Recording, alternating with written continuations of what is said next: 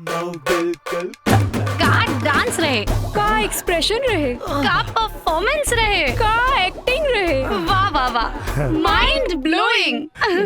शुक्रिया शुक्रिया शुक्रिया। अच्छा सुना, तू लोग फिल्म में काहे ना ट्राई करेला, सुपरस्टार बन जाइबा। अच्छा तो तू लोग कहाँ कम एक्टिंग कैलू है? अरे बाप रे बाप, ई दोनों के एक्टिंग देख के एक के भाई टकला टाए टाए फेस। बस बस, बहुत हो गई मस्ती। अगर भैया हमनी के यहाँ देख ली है तब? देखस यही खातिर तो यहाँ आयल बानी जा।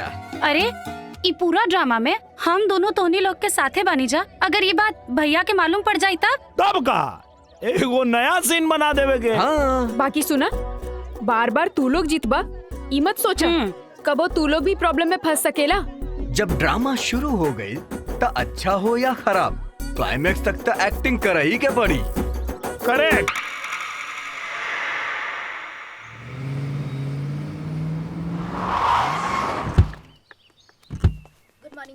Good morning sir. Good morning.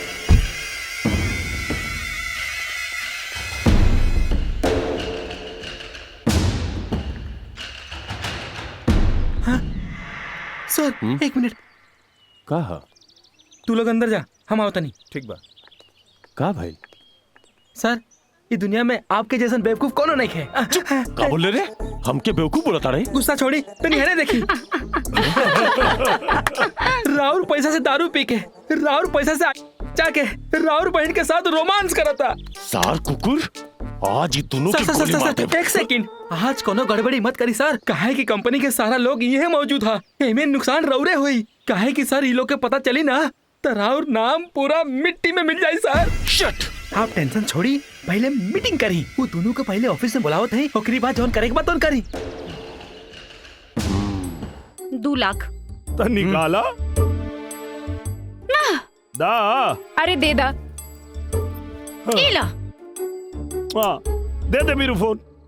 ला इला खाली फोन, बाकी के गिफ्ट कहाँ बा? ई फोन रहे बस, बाकी के सब गिफ्ट भेज देनी। अरे चिंता मत करा, तोनी लोग के सारा फोटो, सारा वीडियो, सारा सेल्फी, सारा मैसेज यही फोन में बा। एकरा अलावा हमनी के प्यार के कोनो निशानी नहीं के। Thank you so much. Bye bye. अब समझ में आयल मैटर। अरे नालायक, कितना कमीना हवे तू लोग रे है। हमार बहनियों के ना छोड़ ले, ओकरों से पैसा ले ले। हमनी बोलने रहनी ना कि हम पैसा के लिए कुछ भी कर सके नहीं। सिर्फ पैसा हमने खातिर इम्पोर्टेंट है। तभी के मैटर सॉल्व, और आगे से कुछ भी काम रहे, कोनो आइडिया चाहिए तो फोन करा, पैसा दा, 1 मिनट में सॉल्यूशन हाजिर। अच्छा जल्दी मिले के, बाय बाय। का दिमाग है। इतना पैसा देने के बाद अब समझ में आयल उनके दिमाग। अरे मोटे, इनकर ना हमार बहन लोग के कम से कम इतना तो सोचलस कि शादी के बाद कोनो प्रॉब्लम ना होखे, वो लोग एकरा से ब्लैकमेल ना होखे, इतना तो सोचलस। कहा दिमाग है। आखिर बहन के करिया।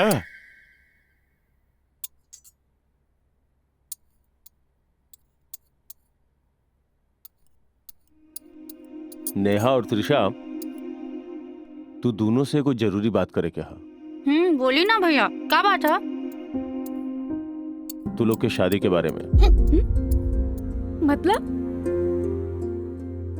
मतलब तू दोनों के शादी करे के फैसला कहीं नहीं है हम। भैया हमनी के शादी इतना जल्दी? शादी की जल्दी ना है, तोहनी के उम्र के भी ख्याल रखे के पड़ेला ना। यही उम्र के चलते ना तू दोनों वो बदमाश लोगन के प्यार में पड़ लू। वो तो किस्मत अच्छा रहे कि वो दोनों तहनी के जिंदगी से दूर हो गए। दोबारा ये बात ना होके, यही से ही शादी होखल जरूरी है। अब लेकिन भैया। तू लोग अब हमार बात ना कटबो। यही से हम शहर के बहुत बड़ा इंडस्ट्रियलिस्ट रघुवीर सिंह के हम जबान दे देनी। उनकर दोनों बेटा रघुवीर और वीर दोनों बहुत इंटेलिजेंट हवे। वो दोनों कल तू लोग के देखे आ रहल बड़े। तू दोनों के शादी हो जाई तो हमारी जिम्मेदारी खत्म।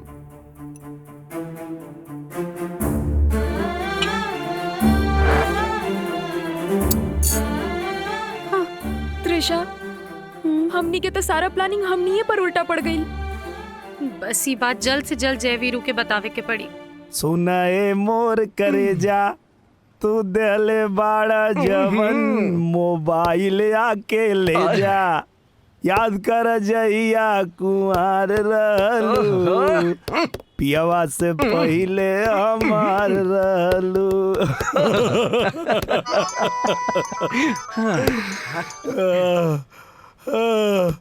हाँ बोला त्रिशा बोला। का बात बा? बहुत खुश लागत आ रहा। एगो बड़ी शानदार गाना आइल बा सुनबू तो तू हंसे लगबू। बहुत बढ़िया। तू दोनों हुआ खुशी खुशी हंसा लोग और हमनी के यहाँ टेंशन में रोई जा। कौन टेंशन का हो गई? भैया हमनी के शादी तय कर रहल बाड़न। काल हमनी के देखे खातिर 2 गो बकरा आ रहल बा। अरे कुछ टेंशन नहीं केला। आइला बीरू से बात करा। हाँ? अरे ये लोग के भैया कहीं और बियाह करत अरे हमनी के ओके देवल जाई। समझावा। हेलो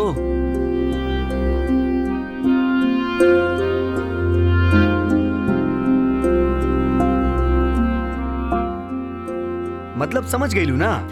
हाँ समझ गई नी।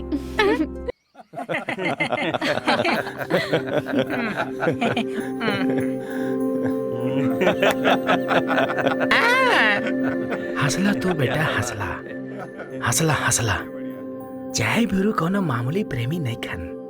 ये लोग के प्रोग्राम के सत्यानाश करे खातिर वो लोग तो कुछ ना कुछ प्लानिंग कैले ही हुई है। अरे आवा बैठा। ई है हमार बहन नमस्ते। त्रिशा नमस्ते। और नेहा। त्रिशा ई हमें भीम सिंह।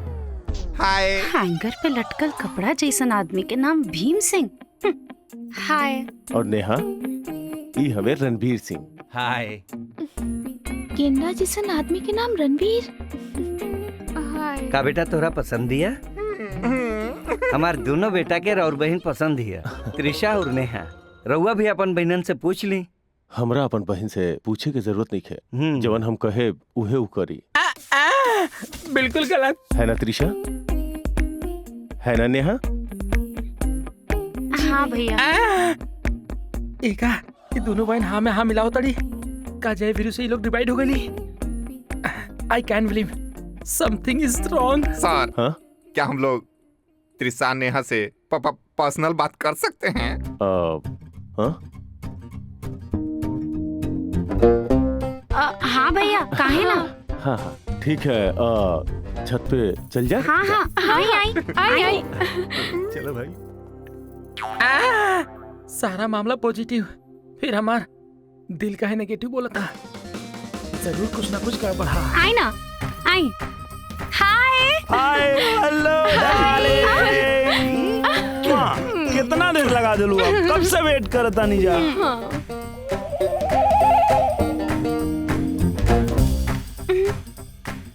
जानू के है ये लोग? ई बीरू है हमार बॉयफ्रेंड। बॉयफ्रेंड? और ई बाड़े हमार बॉयफ्रेंड जय। बॉयफ्रेंड? वीरू इनकर नाम रणवीर है हमार होवे वाला पति। हाय। और ई बाड़े भीम हमार होके वाला पति। ओहो हाय बधाई हो। बधाई हो। अरे तोहनी लोग के कुछ पर्सनल बात करे के रहे ना, करा ना। हमनी के सामने तनी हक करत रहा और किस करत रहा तो हमनी पर्सनल बात का करी। अरे ई लोग अपन पर्सनल काम कर रहल बा, तू लोग अपन पर्सनल बात बोला। का पर्सनल? देखा भाई हमनी के गड़बड़ ना चाहिए। ये दोनों हमनी के अच्छा लागल, हमनी प्यार कैनी। अब ये लोग तोनी के भी अच्छा लगली सा तो तोनी के शादी करा। Very simple. Very simple. हाँ पति बन के तू लोग रहिया, बॉयफ्रेंड बन के हम लोग। मतलब शादी हम लोग करी अब मजा तू लोग लुटबा। सही पकड़ ले भाई। का इंटेलिजेंट आदमी का है। आदमी कर ले है। इससे शादी। अरे हम इंटेलिजेंट ना हैं, हम तो बेवकूफ हैं। ना चाहिए हमनी कई लड़की और ना चाहिए ऐसा शादी। चल यहाँ से। अरे तब हम रिश्ता के बाद हो गई पर्सनल बात। हाँ हाँ हो गया सर। अच्छा। आपकी बहनें बहुत तेज हैं। और मॉडर्न भी बाड़ी सर। हाँ हाँ बिल्कुल अपन भौजाई के जैसा। एकर मतलब भौजी भी तेज और मॉडर्न रहली। हाँ हाँ कुछ ऐसा नहीं। हाँ हाँ भैया लागत है इनके पूरा खानदान तेज और मॉडर्न है।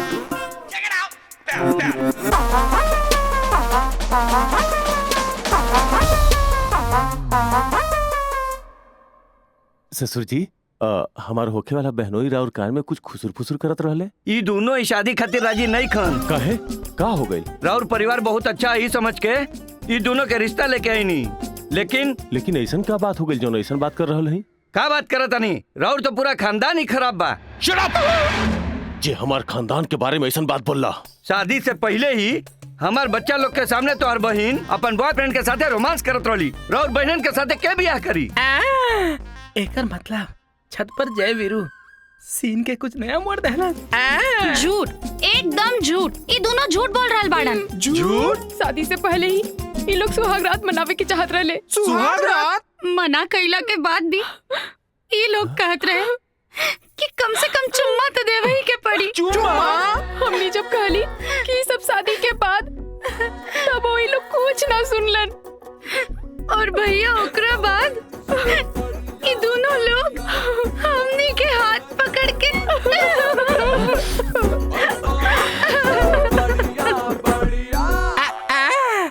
वाह, का एक्टिंग हा, का परफॉर्मेंस हा। इस साल के बेस्ट एक्टिंग अवार्ड ये दोनों बहनियन के मिले के चाहिए। बस भैया, इतना होला के बाद अगर रउआ कहब कि हमनी वो दोनों से ब्याह कर ली तो हमनी कर ले। ना बाबूजी, ये दोनों झूठ बोला बाड़ी। Shut up! 1 मिनट और रुकला तो हम पता ना का कर डालम। चल भागा यहाँ से। चल यहाँ से। हरामखोर। ना हमने जय वीरू के कब भुला गइल बानी। हाँ भैया। मालूम।